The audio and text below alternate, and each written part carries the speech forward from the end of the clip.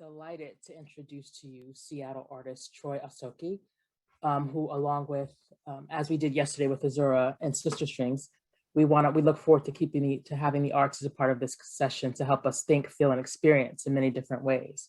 Troy will be helping us set this tone this morning. Troy is a Filipino-Japanese poet, community organizer, and attorney from Seattle, Washington. I feel a bit like a slacker right now, but that's okay. A three-time Grand Slam poetry champion, he has earned fellowships from Kunandam and the Jack Straw Cultural Center. His work has appeared in the Bellingham Review, Beloit Poetry Journal, Hobart Tinderbox Poetry Journal, and elsewhere. He writes and hopes to build a safe and just place to live in by uniting the people and reimagining the world through poetry. Troy, welcome. Hi, good morning, everyone. Welcome to today's sessions, and welcome to everyone joining. Yes, thank you for that introduction. My name again is Troy. I'm calling in from Seattle, Washington, aka occupied Duwamish territory. I'm a poet, attorney, and community organizer with an organization called Unwritten, which is a Filipino political fighting organization striving and working towards what we call national democracy in the Philippines. Today, I have the honor of warming up the sessions and discussions with a poem. This piece is inspired by a group of young people, including Azura, who was here earlier. And they're a group of young people from a group called You Speak Seattle, which is a local youth spoken word program. And I had the chance to write a collaborative piece with them in which we imagined what the world would be like if the revolution happened and if social change happened. And so from there, I wrote this piece, and I'd like to share it with you all today in the spirit of what collective action can achieve. I truly believe there isn't just one person or one leader that will solve all our problems in the world, but rather it'll take millions of people doing a million different things that will then culminate into social change.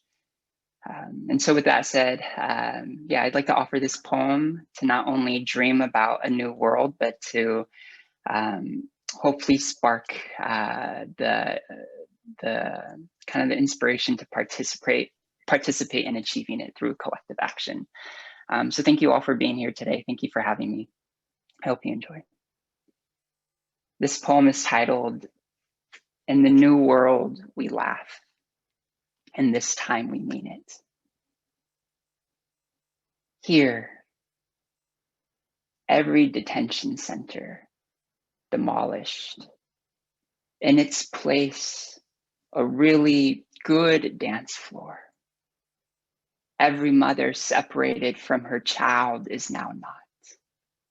We've disarmed the state, strung up its rifles, made wind chimes of its weapons. Each song sounds like ceasefire, a chorus of checkpoints undoing themselves. The only bullet left spins in reverse, and all the corpses with holes come back to us. Here, every auntie forced overseas to find work returns home. And when they do, they have something to return home to. Foreign corporations are evicted, and the brightest crop since colonization bloom.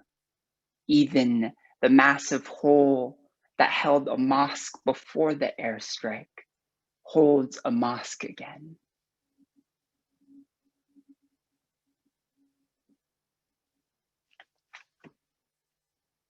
Here, no nation occupies another nation. Military bases are sunken lands, and armored cars rust below the ocean. Drones are scraps of unflyable metal, each one reimagined as a spaceship by every child it couldn't kill. Lorena blurts out a brilliant smile, Andres's chest is full of chuckles, and the shiny slide they're racing to is made of melted down tanks. Something, not a war, is taking their breath away now. We say cage or forced removal, meaning what no one has ever seen. Ice is a memory's memory. Every generation whispers its name softer than the last.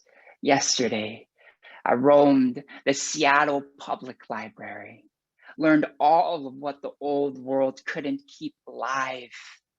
The deportation hearing, the no-fly list, the interrogation room, wherever it is.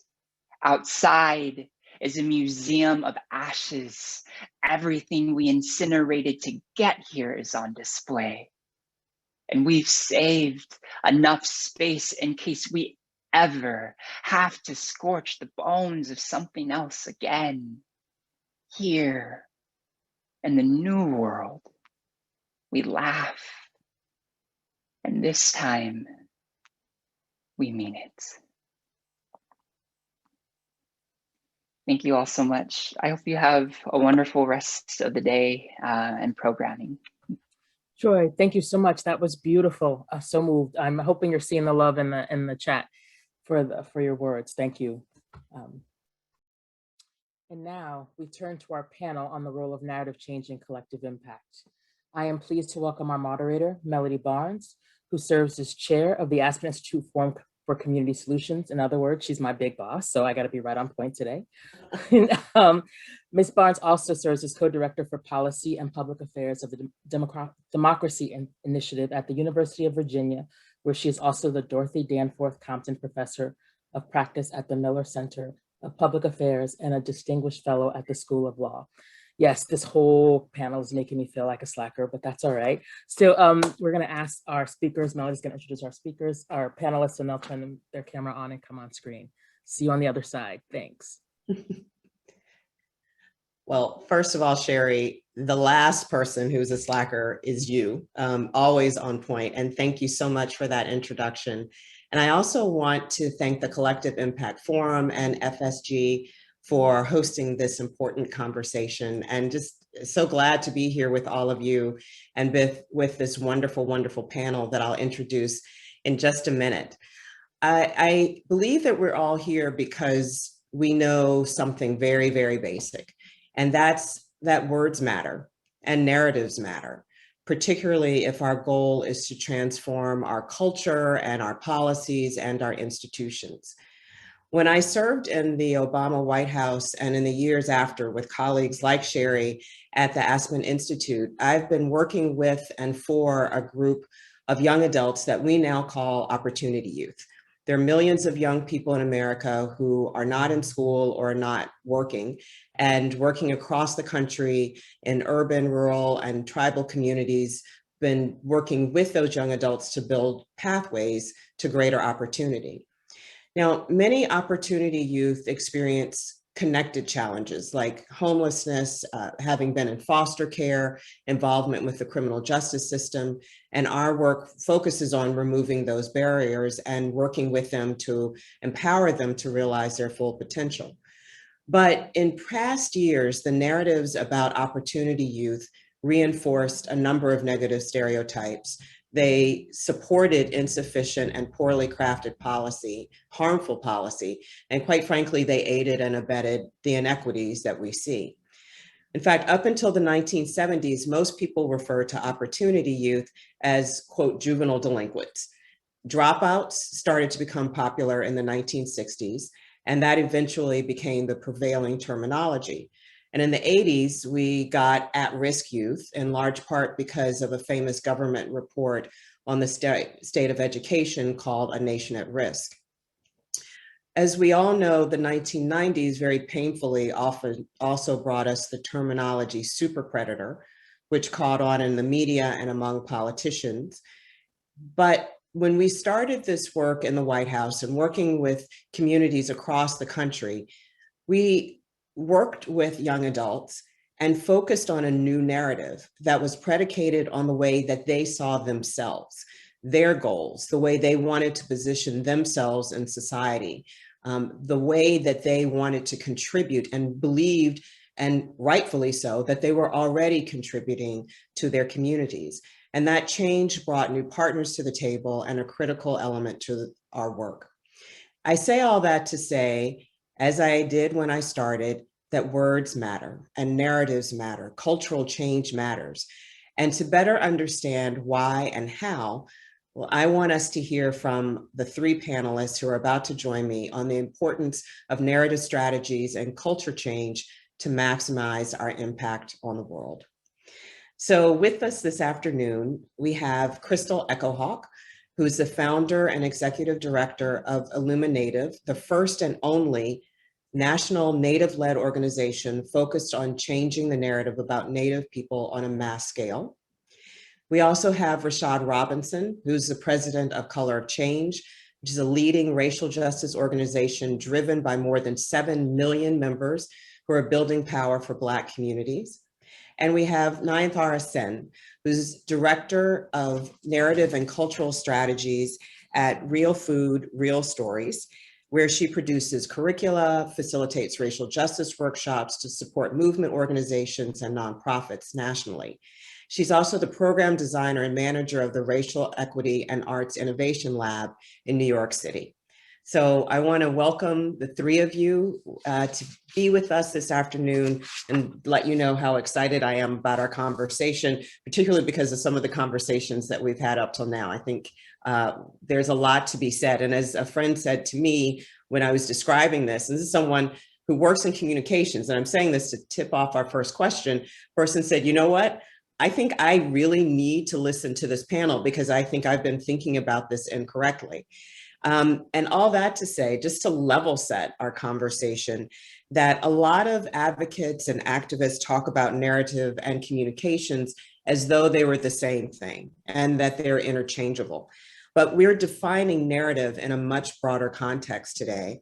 And I'd like you all to share with the audience how narrative work differs from communications work and what's the importance of cultural change strategy as we're doing this work. So kind of in the spirit of basketball that's just ended in the college world, we'll do a jump ball. I don't know who wants to get started on that question. I know. Rashad, do you want to kick us off? Sure, absolutely. It's great to be with you all. So I talk about narrative a lot as the rules and the norms of society, what is acceptable and what is possible. And when we can raise the floor on what's acceptable and we can push up the ceiling on what's possible, we open up a whole new space to make change. And that's very different than communications work, right? Where we're oftentimes trying to engage inside of a preset set of ideas or frameworks. We're maybe trying to pass a piece of legislation. We're already inside of a power framework. And this is why power is so important as it relates to narrative. And power comes in different ways, and different communities will build power in different ways and leverage power in different ways. But power is incredibly important, and that is why people are so important as it relates to narrative, because it gives us, right, the ability to actually translate things that I talk about as presence, which is visibility, awareness, retweets, shout outs from the stage. All of those things are presence, and presence is not a bad thing. Presence is actually kind of in the communication space. But power is the ability to change the rules, both written rules and unwritten rules. And when we mistake presence for power, we can sometimes think that we've done something that we haven't done. We can mistake a whole lot of people celebrating Black celebrities as thinking that America loves Black people as much as America loves Black culture. And America can love, celebrate, and of course monetize Black culture and hate Black people at the same time. And so part of what we have to do through narrative is building a set of power that dictates our new rules, forces decision makers to be nervous about disappointing our community, creating a sense that there are consequences, right? If a school of children, white children, can be shot up and we get no sort of meaningful change in terms of our gun laws, then we actually have there's a narrative surrounding this that we have to disrupt. There's a set of rules that have been put in place. There are stories that people are holding tight to. And so that is why narrative is so incredibly important. In many ways, narrative changes the field that we get to play on. Communications is the work that we do to actually play on that field. We are playing in the space of the narratives that we have built, the narratives that we have inherited, and the narrative that we can sort of create. And so that is why it's so different. Unfortunately, we far too often put everything that we can't sort of quantify, or everything that doesn't sort of have a policy label, in a narrative bucket. And sometimes we will say things, and maybe you all have heard this. We've changed the narrative on that after, I don't know, 10,000 people saw a video.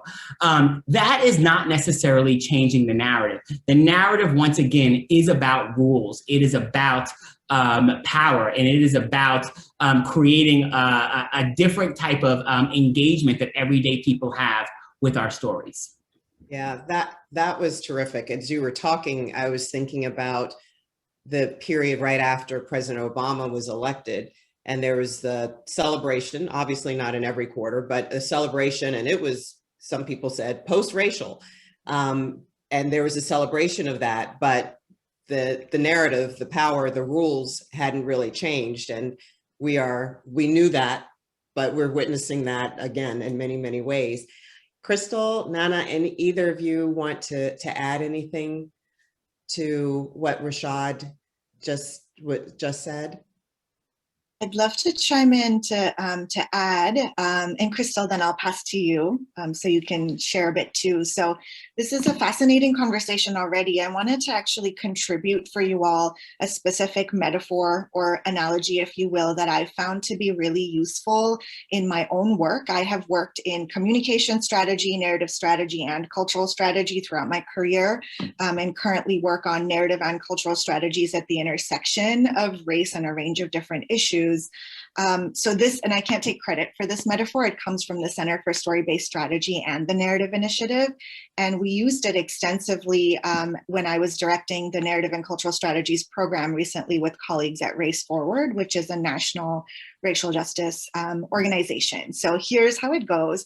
I think actually to understand where communications, narrative, and culture link together, it's helpful to start with the building blocks, which are stories, our stories, stories that have been silenced, stories that have been lost or erased, right? So the metaphor actually begins with the story as a single star in the night sky.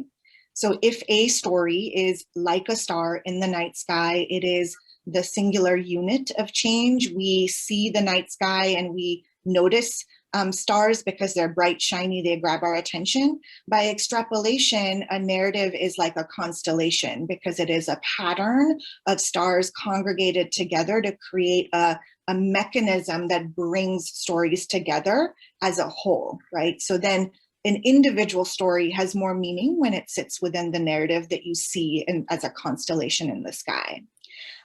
Narratives are meaning-making mechanisms. So the story by itself doesn't have heft or power unless it reinforces or subverts a narrative. So one of the ways I've heard it be said is the currency of narrative is not truth or fact, it is meaning, right?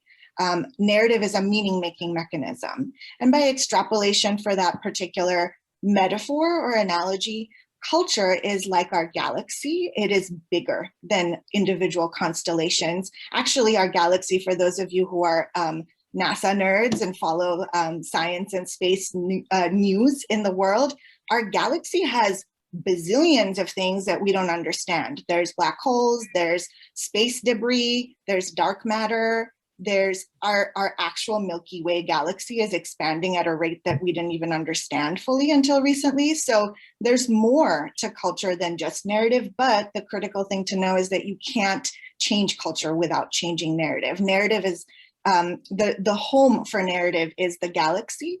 So that's, I think I really have used this analogy a lot because for my work, particularly what it's meant, it's helped me understand we have to intervene at the level of story, narrative, and culture. We work on individual stars. We change the pattern that they sit within in a constellation, and we change the cultural conditions or the galactic conditions, if you will, for what actually allows narratives to stick. Another critical distinction that I found to be useful in thinking about communications and narrative and culture change strategies is, you know, a lot of our traditional nonprofit, if you will, and corporate communication strategy comes from the world of marketing, advertising, and PR, those sort of entwined industries. The underlying logic and the sort of the way the industries have grown, they're focused on the idea that if you disseminate the right piece of information at the right time to individuals or groups of people, then it will activate something. Maybe it'll make them angry, maybe it'll make them desirous, right? And then you change individual and collective, it's a behavioral change and sort of behavioral manipulation, emotional manipulation management system, and it activates self-interest. And it works. You know, it works because we have brands that we are consistently loyal to. We have behavioral patterns that we can track, and it's also a multi-billion-dollar industry. We've seen how it works, right?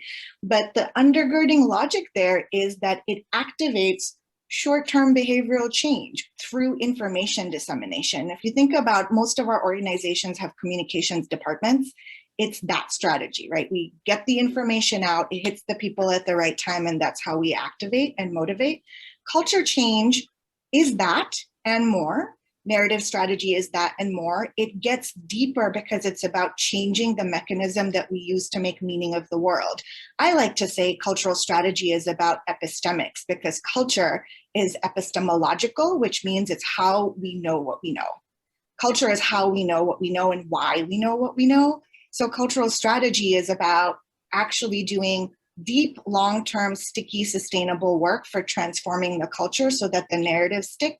And it gets beyond short-term activation. And I'm not trying to actually disparage communication strategy. They work very well. And I've done it for a lot of my career. So I'll pass to you, Crystal, if you want to add anything.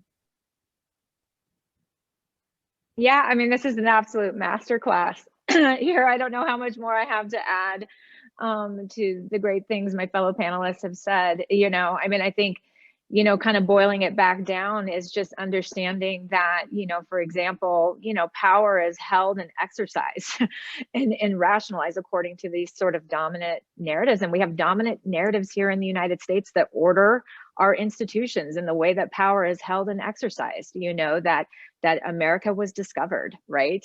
And that in Manifest Destiny and American exceptionalism. And it's all of this sort of, you know, we're spoon-fed sort of these dominant core ideas that inform our consciousness and the way power works in this country in many ways. But what's unsaid are the real stories of genocide, of stolen land and stolen bodies and stolen labor and the things that happen in this country. And so they're very powerful, right? And I love how a good, you know, friend, colleague of mine, Tracy Sturdivant, talks a lot about narrative change as being the heart game, right? It's how we move people, move hearts and minds, and that communications is the air game. And it's important too. It's about important tactics. Yeah, I mean, you're, excuse me, Crystal, exactly right. This is a masterclass. And I think what you all are saying is that there are all of these pieces of a puzzle that need to snap together to bring about the kind of change that, excuse me, the kind of change that we want. I also love it anytime someone starts talking about dark matter and black holes for the science nerds in the crowd. Excuse me, I'm so sorry. One of the things that I thought it would be helpful if we just honed in a little bit more is the danger that we have, that we face if we aren't including all stories and all voices in the narratives as we try to address some of the crises, the chronic challenges that we have in our country, as well as the crises, the emergent challenges that we've been facing. I mean, what's the danger if we don't do this work well and comprehensively? Well, I'd almost like to rewire that question a little bit. right? Because if you have the wrong narratives to begin with, then you end up with the wrong stories or excluding the stories. But it's hard to insert the right, inserting the right stories or the diverse stories into a bad framework. It's kind of like the diversity and inclusion work, right? My friend Dorian Warren at Community Change calls, we don't want a rainbow oligarchy, right? And so there's a way in which if you just diversify the table, but you don't change the table, then you end up, right? Has anyone ever gotten a computer, right? A brand new computer with a new operating system, and you try to put old software onto a new computer, or vice versa? You try to put new software onto an old computer and it doesn't work, right? If narrative is the operating system by which things work, and then we think about the stories as the software, then we actually have to sort of, operate at the narrative level. And then that opens up a whole set of space for us to then absolutely ensure that the right set of stories and the right set of people. And this is why narrative work, once again, is different than communications work, because we actually have to rewire the sort of foundation by which the kind of hardware by which we are operating on, the operating systems, rather than actually sort of trying to insert things into a framework that is not designed for our success. Sometimes we call things broken that are actually operating exactly the way they were designed. And so our goal is to not try to fix things that are broken, but to both be in the project of both not simply tearing down, but being in the project of building new. Yeah. I mean, Crystal, I think this would be a good point to turn to you and ask you to dive a little bit more deeply into some of the work that you've been doing, because we know that you and your colleagues at the Reclaiming Native Truth Project found that the largest barrier facing Native peoples is the invisibility challenge, that in the minds of the public and the media, the narratives, the stories, you name it, that there has been a lot of hard work, it seems to me, to create invisibility for an entire population of people, and certainly in our education system. And I was wondering if you could start by talking about that very challenge and the way that you all have been approaching that. Yeah, absolutely. And this, again, gets at the core of what we're talking about. This is about systems. Mm-hmm. This is about power, right? When we talk about invisibility. And I think oftentimes, growing up as an individual, I'm a citizen of the Pawnee Nation, and oftentimes I would encounter these moments where I felt deeply invisible. And am I in a bad place? Is this just a bad apple?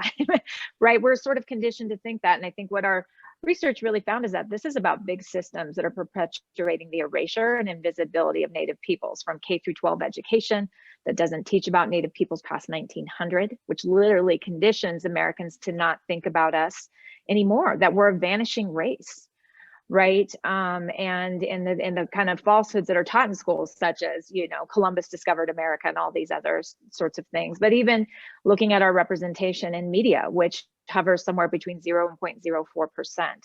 And what erasure does, right? And Native peoples don't have monopoly on it, right, at all. But we understood it as one of our greatest threats.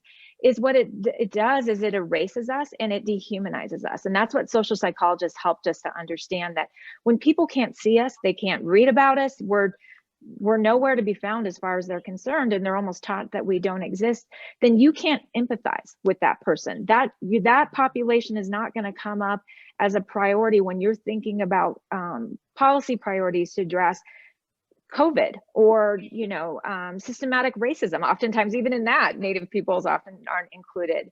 But it really serves to dehumanize and creates a real vacuum where we are really left out of every kind of major aspect and sort of table, so to speak, in this country.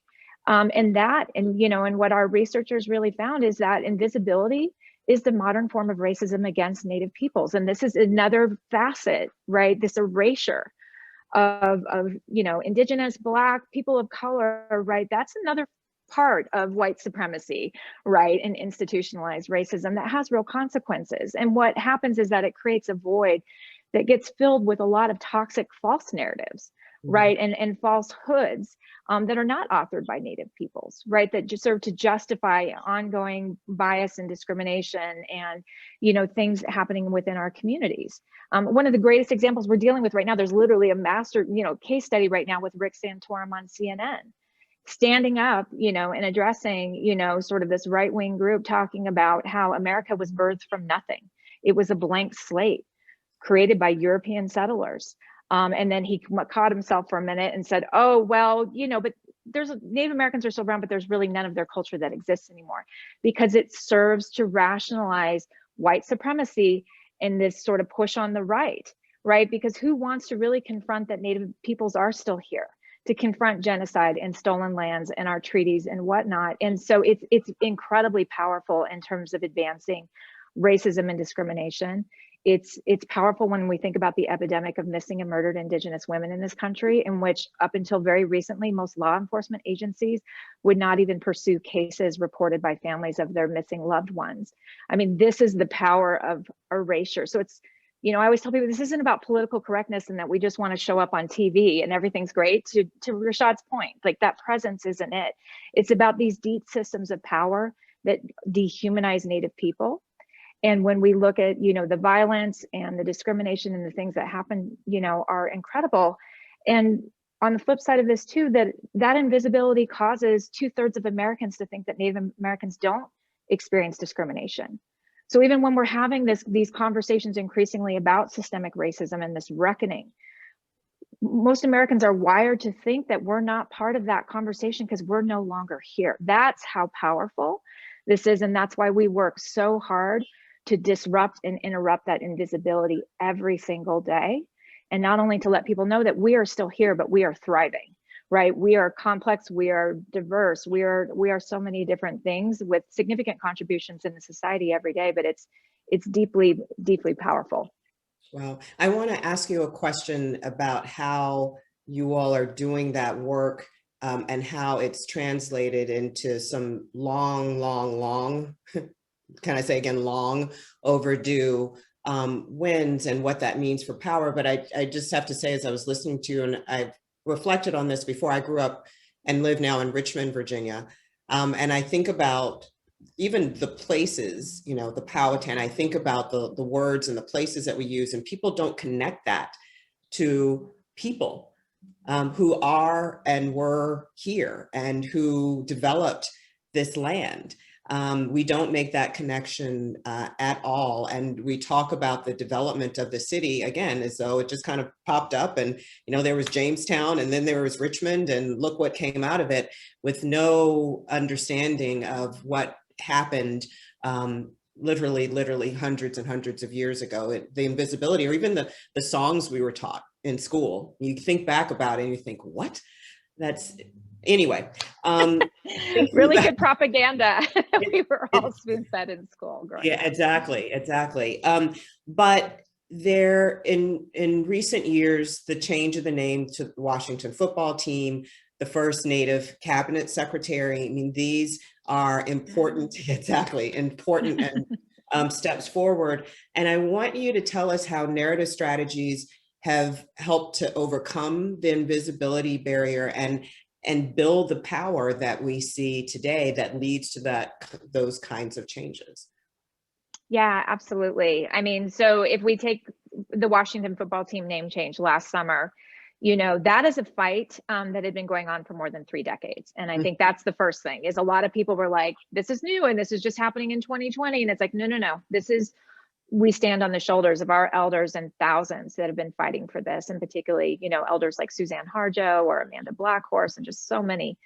But it really, you know, what was unfortunate, and it's the important recognition that we wouldn't have won that fight if it had not been for the murder of George Floyd, if it had not been for the movement for Black lives. In that space that opened up to start having this conversation, you know, and it happened pretty quickly as that conversation spun around about racialized branding across corporate America, right? And it was really sort of in that moment that it was on that, if everyone remembers that Blackout Tuesday, right? And Washington, you know, tweeted like, we stand against racism. And it was AOC. And it was at the time, Congresswoman Holland both tweeted, said, if you really stand against racism, change your name. And right then we saw that moment. And that's where that rapid response, that communications tactic can serve that purpose of, that was our opening and opportunity to really hammer away digitally and really mobilize. And I think, you know, also to really organize with our allies, right? Because I think you don't just make big change happen because we're posting stuff on social media. It's also that deep behind the scenes organizing that's going on with allies, with key institutions in power, us reaching out and forming alliance with the investors that, you know, $62 billion worth of investors that started really putting it to Nike, right, to Bank of America and FedEx and so many of them. So it was really these forces all coming together in that moment. And what we were able to really begin through that opening that happened was be able to show people that the research shows that those racist sports mascots, that team name, that's a dictionary defined racial slur that increases depression, anxiety, and suicidal ideation amongst our youth, right? That depresses their ability to see the future. It causes psychological harm to our children. And it was, we were able to get out there and understand how we could change behavior. And so that was the moment, but those are all the key factors that go in if we really want to understand narrative change and sort of these layers of tactics and cultural strategy that we were able to use to get it done. But it's multifaceted, multi-layered. And on the other part around the nomination and confirmation of now Secretary Deb Haaland as the first Secretary of Interior and Native American Cabinet Secretary, the underlying narratives and the way that her enemies on the right came at her was to really those kind of like those little dog whistles, like she does not qualify, she doesn't have the experience. Often those arguments that are weaponized and used against women, and particularly women of color, right? And dog whistles too, you know, about her past and being poor, or suddenly she became the radical left boogie person, right, as well. And so it was really about hammering away, again, about her experience, about who she was as a person, about telling the story of how, you know, her rise in leadership and all of her qualifications, and really the history about why it was so important to have a Native person leading that agency that's been a vehicle of so much destruction and corruption and theft from Native communities, and why this was so important. So there were multiple layers of storytelling and cultural strategy and different things that we had to really move to really get to where it at. And it was a mass mobilization, a lot of people working on a lot of levels to help to see that change happen. Thank you for walking us through that. And I want to take a couple of questions or share a couple of questions from the audience before I ask you, Rashad, to talk a little bit more about unwritten rules that you referred to earlier. But one person asked, how can we make sure we're honoring the stories and giving the level of dignity to anyone's contribution to the narrative change fight without perpetuating or dehumanizing them to charity or misfortune when stakeholders / funders often want data, numbers, outcome? So again, you know, how do we honor the stories? How do we honor the dignity without perpetuating this dehumanization, when at the same time, you know, we're also trying to meet the requests from those who support the work. People want data or outcome numbers. Any thoughts about that question? I'll take a stab at it. The question covers quite a bit, but you know, the main thing or a couple things that come to me in just hearing the question, and I'm thinking particularly about racial justice work and cultural strategy and change work, which is both areas where the funders and power brokers more broadly are often looking for impact metrics or indicators of change that we don't necessarily always have those indicators of change for what is deeply transformative, relational, humanistic, long-term change work. And so in response, and I think this connects to some of what Rashad had shared just a little bit ago as well about our organizations and our strategies, we lean towards a diversity politic, you see. So a lot of that time that we spend elevating stories, including people, it ends up actually just being about the strategy of diversity and inclusion and not the strategy of repairing narrative harm or strategies that actually translate to long-term culture change. One way I have seen this over and over again is organizations telling stories of their stakeholders or of their constituents or even of their staff of color that the narrative has far outpaced what is actually happening because you're falsely advertising for success that hasn't been reached, right? So, and over focusing on a diversity politic gets us there, right? And also not having appropriate mechanisms for really going deep with storytellers. Like, who are your storytellers? Are we telling their stories with a layer of like fabrication or advertising? Are we actually spinning the narrative in order to make it more palatable to power brokers or funders or donors or board members, which, you know, especially in the nonprofit and philanthropic and government sectors, a lot of our stories are spun to make them palatable for a white audience, right? So we lose not just nuance and complexity, but we lose the truth of what's actually happening for staff of color or for stakeholders of color. So I think in response to the question too, what comes to me is look at where your stories are coming, who are your story holders or your storytellers, look at where they're coming from, and then look at how those stories are being filtered for an audience that has more power than the original storyteller, right? So building in mechanisms for equity and inclusion and just a deeper politic on narrative, and particularly addressing for narrative harm, it's deep, hard work, but we have to get there because otherwise we'll keep telling stories about our success that they're just not the right metrics or the right stories to tell about our success. I think Rashad was saying earlier, like we can perceive presence for power. We can perceive actually just more and more visibility for some of our communities. And I'll speak specifically as a brown woman immigrant who, you know, my people historically in the US have been actually, especially in the last decade or since post 9/11, we're hyper visible, right? We actually are on TV, we are in cultural spaces and visible in the sense that immigrants and brown men in particular are visible, but we're not in a good way. I mean, if most of our depictions are about being perpetual foreigners or not belonging to this country or being terrorists, then the visibility doesn't work for us, right? It's actually perpetuating a story that doesn't quite match the reality of what's happening. And that's happening at the level of broad-based culture change and very granularly inside our organizations too. So that's what comes to me. Great. No, thank you for responding to that. And I'll add in some other questions coming from the audience in a minute. But Rashad, I want to turn to you because you mentioned it earlier, you referenced it, and we know from your writing that you talk about the ways in which narrative shapes the unwritten rules of society. And one was wondering if you just talk a little bit more about what you mean by the unwritten rules, and then how you use narrative strategies to shift those rules. I'll start there. Yeah, I mean, so the unwritten rules of society are the things that are not public policy, which is so much about everyday life, how you're treated in a hospital, how you're treated in school, sort of whether or not you get the benefit of the doubt, whether or not you get to be seen and visible in society. All of these things are the sort of unwritten rules of society.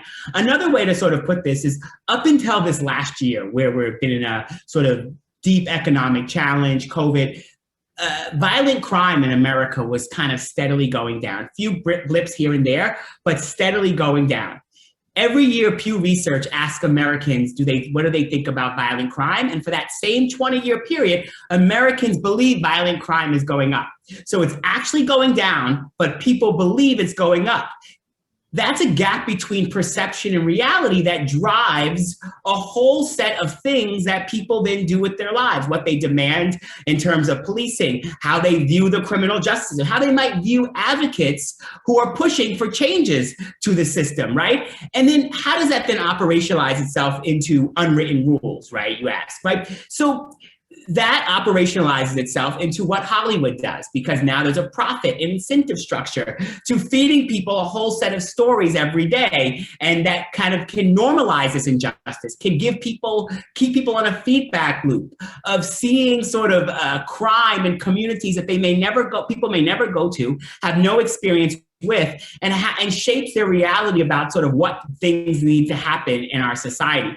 We can sort of look across a whole set of areas. And that really gets me to sort of how we really operationalize our work at Color of Change, right? Because we can be sort of in this space of narrative, talking about it from the perspective, but each of us in our own ways are working to actually engage on the field and in the theoretical space. And sort of moving from theory to practice for Color of Change means that we really think about narrative infrastructure, the vehicles that are actually at scale driving and telling the stories, both in terms of building our own narrative infrastructure, right? Being able to have, an ability to reach 7 million people through email, the ability to reach 6.2 million people through SMS, the ability to reach millions of people through our social media platforms. That's a piece of narrative infrastructure that we own, right? Then there are these spaces that we don't own, that through advocacy, we have to shape the rules and the norms, right? And this, once again, gets us to unwritten rules. So changing the way that Hollywood portrays your community is not necessarily about passing a law in Washington. It is about building enough power to hold those who get to make those choices accountable, to create rewards and to create consequences. So I've been doing this work for a long time. And so, back when I got to GLAAD back in 2005, and I was at GLAAD between 2005 and 2011.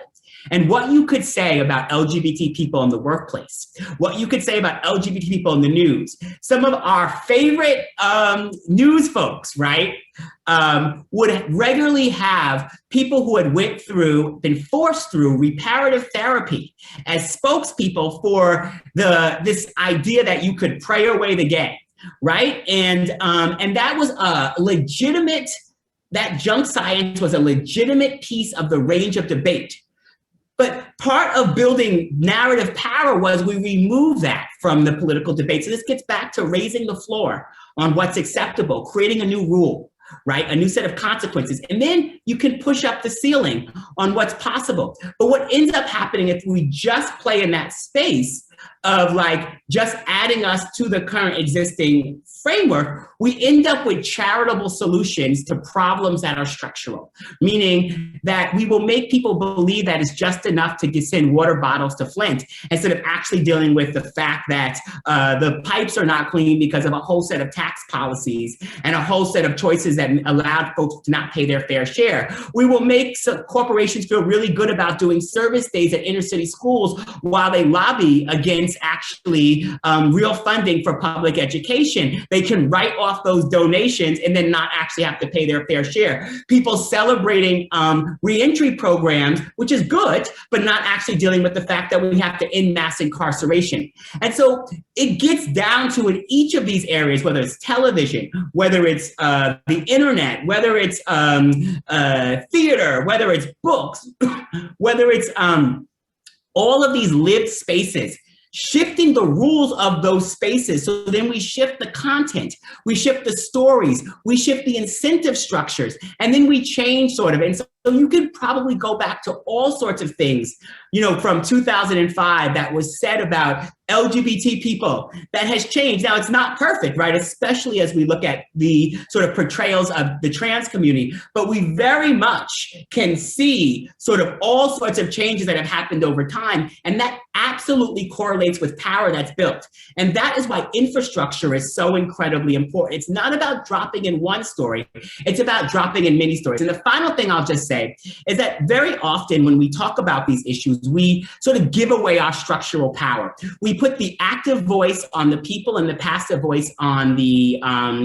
system. So we'll say Black people are less likely to get a loan from the bank, instead of saying banks are less likely to give loans to Black people. Why is this part of narrative? Why does this lead to narrative? If we say Black people are less likely to give loans to banks, get a loan from the bank, then we end up with financial literacy programs that try to help Black people do better inside of racist structures, which have excluded, targeted us, and exploited us since the very beginning. If we say banks are less likely to give loans to Black people, we ask ourselves, what's wrong with the banks? And far too often, we end up with situations where communities are impacted, and we ask ourselves, what's wrong with Black people? What's wrong with women? How do we help them instead of how do we remove the barriers? And it all does go back to how do we deal with the fact that if in our stories, in our narratives, if Indigenous and Native people, if Black people, if brown folks, if women, if those at the intersection can be the protagonists in the stories, then we actually tell stories that are different. And so if we start from a narrative framework of people being the protagonists, of oppressed people being the protagonists in the stories, right? Who is more of a protagonist in the American story of democracy, who's fought harder, stood on longer lines, faced more indignity to be included in a country that never wanted us to be included? And that actually gives you a framework to then focus on the set of stories that we tell. But if we just go to the stories, then we end up with charity instead of structural change because we're trying to be included in something that wasn't designed for us to be included in the first place. Well, I want to pick up on something that you said and actually also raise a question from the audience. And then now I'm going to come to you, not for the flip side of it, but for another approach to it. Because Rashad, you referenced a couple of times Hollywood. I think people know about your work with Hollywood, but this is a way to go to scale. It's changing the way masses of people think. It's putting something in the bloodstream and rerouting the veins. And I'm wondering if you can talk a little bit more about that. And then also from the audience, the question was, how do you measure shifting narratives? So that kind of evaluation works. So I'm going to ask you that, and then Nana, I'm going to come to you with a different route into that question. And it's important for people to know that I got to Color of Change. It'll be 10 years on Friday. I've never had a job. I've been at Color Change for 10 years. The organization has been around longer. And so when I got to the organization, we had 6 staff. We did not have a Hollywood office. We did not have staff focused on Hollywood. I came from GLAAD and had a vision that this is what I want to do, but it took me some time to even get people to trust that, like, you know, at 31 or 30, whatever I was at the time, I can do the math, but I don't want to. No one was trusted, funders weren't trusting me yet to invest in the way that I needed to. But over time, what we've been able to build is real infrastructure. And that means, right, that we built power around people. We built context around the stories that people are hearing. We built research and understanding. So we've done deep research with USC and UCLA and done research on crime procedural shows, something called Normalizing Injustice. Folks can go to our website and learn more about the Hollywood work, Color of Change Hollywood, and really check out some of that work. But we've done these deep reports. Then we've actually got ourselves into writer's room. Now, they were not welcoming us into writer's room. Crystal talked about the murder of George Floyd and corporations and folks making statements and saying, then what are you going to do? And so with each moment, we've had to actually force these companies to make good on moving from sort of benign statements to actual action. And so, we're probably in about 60 writers' rooms across Hollywood. We are in a whole set of reality shows, probably 20 or 30 of them. If you watch a lot of networks, sometimes they'll have special discussions with Color of Change staff afterwards. They're not doing that. Yes, there's a lot of good people inside who want to do that.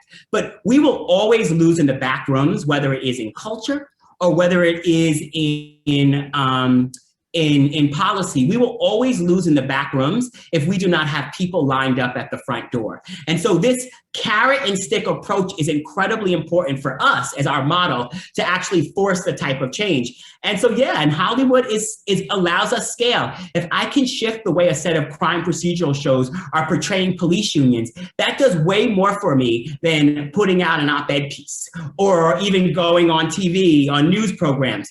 I am reaching people in the millions with narratives and stories that help educate, help bring people in, help shift people's understanding. And so that is very much part of how and why we've chosen these sort of big narrative vehicles, that if we can create new rules around portrayals, if we can dismantle some of the knee-jerk things that happen, then what we get is we get stories that allow us to actually have sort of better opportunities for change. And so, you know, that is how we operationalize it. And infrastructure is very important here.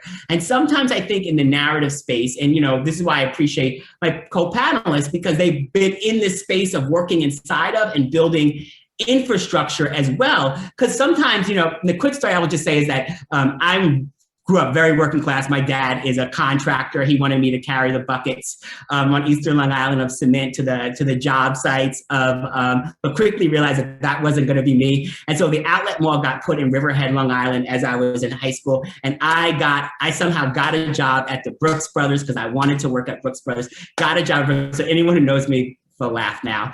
So I got this job in the outlet mall at Brooks Brothers. And when I got to the Brooks Brothers, you know, they like, I was the only Black kid they let on the floor, which, you know, is just like part of how you sort of navigate these sort of racial moments. But I wanted to work on the windows. And the thing about those windows is I think about that in terms of narrative strategy. The windows is that, and it's the piece about infrastructure, because sometimes we short track ourselves around infrastructure. We don't build infrastructure. We think we can just do a quick thing with a poster and put out some videos and think we're gonna like change the narrative without infrastructure and people involved. And that's kind of like the windows in a department store where they pin the shirts and the suits in the back or the dress in the back and they make it look really good. Never as good as how it will look on you. And it doesn't actually wear well. It doesn't look well. And so you actually have to try it on. You have to be inside of the clothing. You actually have to build for the clothing. And far too often we short track. We pin things in the back instead of actually making sure that we build it. And actually fitting a suit is messy. Fitting a dress is messy. And some days it's gonna look better than other days. And some days you're gonna feel better in it than other days. And that's the important role of infrastructure. Infrastructure is what allows us to actually live inside of our work, breathe inside of our work, and move inside of our work, rather than pinning things in the back just for show when has no utility in the real world. Well, not only did I love your analogies if you were reading the chat, you'd see love Brooks Brothers and people loving the analogy. So thank you for that. And Nana, as this will unfortunately be our final question, but I'm also going to squeeze in another audience question to this. Even if we can't scale in the way that Rashad was just describing it and working in Hollywood and with the industry, how can we be effective? And how can we, the person in the audience asked, marked it, for suggestions for doing this work on more of a local level and talking about your cultural change strategies in that context? Yeah, I'll chime in, and then maybe Crystal, if you have a thought, you can add too. So before I answer that question with more specificity, I wanted to actually share a simple concept or resource that I think will dovetail nicely with what a lot of Rashad is sharing. Mm-hmm. Narrative and cultural strategy is, as Rashad has said, about changing the unwritten rules of the game. There's this concept of the Overton window, which you could Google later. I'll drop it in the chat too. The Overton window is understood to be the window of political feasibility. What can actually become policy? And ideas go from completely unthinkable to radical, to sort of unacceptable, to acceptable, and then popular and sensible, and finally policy. And our job as narrative and cultural strategists is to broaden that window so that the stories of our lives and our experiences go from being on the fringes, essentially, to the center. So I'll drop that link in the chat too. But to speak about cultural strategy, what you could do at the local level, what you could do in your organizations.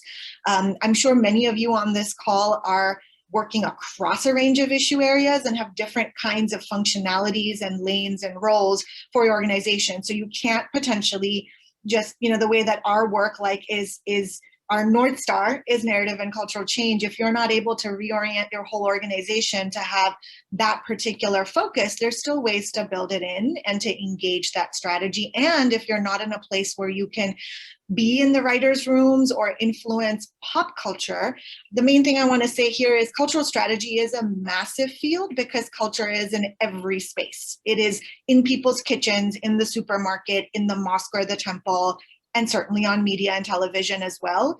But cultural producers and culture bearers and artists in particular, and somebody in the chat already alerted you to this, art changes culture. So one of the most crucial ways that cultural strategy works is by engaging specifically the work of artists, cultural producers, and culture bearers. And I'm using the frame of artists loosely here. I'm talking about artists in your communities, in your organizations, in your constituents, not the fancy celebrity artists who also have wide reach. But the truth is, and I just want to bring this next piece into the mix here, people do change when they experience mass popular culture, right? Because you're engaging repeat and frequent information on a high scale. But people also fundamentally change their worldview through three things: story, relationships, and experience. And a lot of those three things, story, relationships, and experience, happen in the context of people's local lives.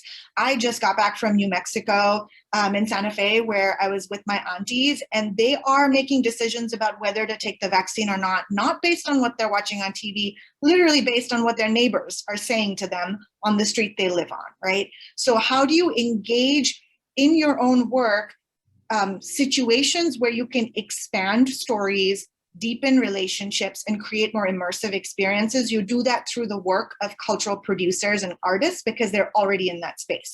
Artists produce stories, relationships, and experiences in a deep, immersive way. And you can find ways to work with artists more regularly, with cultural producers more regularly. And at the core of your issue-based work, if you're doing work in a particular lane, maybe you're doing research, maybe you're doing advocacy, maybe you're doing policy change work, think about the fundamental question of what are the unwritten cultural rules that are creating inhospitable conditions for your issue to be successful? That needs to be the core of your strategy. So also integrate a lens on cultural, and I'll drop a couple of resources in the chat or the portal later.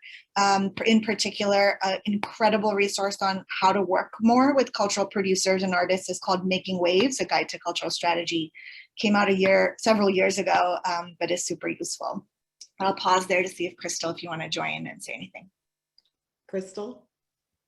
No, I mean, you've got it covered. I mean, I think again, this idea or cultural strategy, and as we think about narrative infrastructure, I love how Rashad just really keeps stressing the importance of that. And I think just looking at cultural strategy, and as we think about artists and storytellers, and this expansiveness and those relationships, those key relationships with artists and storytellers from our communities is powerful. And that's, for us, it was such an important partnership for our Natives Vote 2020 work, right? The way we were able to help to mobilize the Native Vote, that cultural strategy component is a really important part of it. So as you kind of think about your arsenal, right, for change, there's all these really key components to look at that. But again, I just want to also say it really also comes down to having that infrastructure and to be able to really use the power of that to make a difference.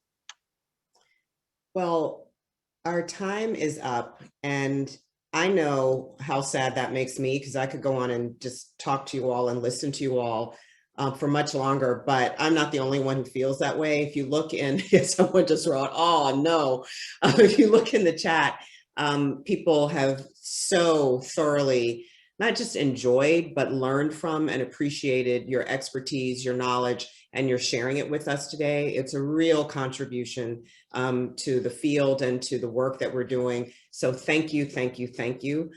for all that you've done. Thank you for adding things to the chat and the resources. So we will get that to everybody. And just if we were in person, you would have a standing ovation. I know it. So thank you very, very much.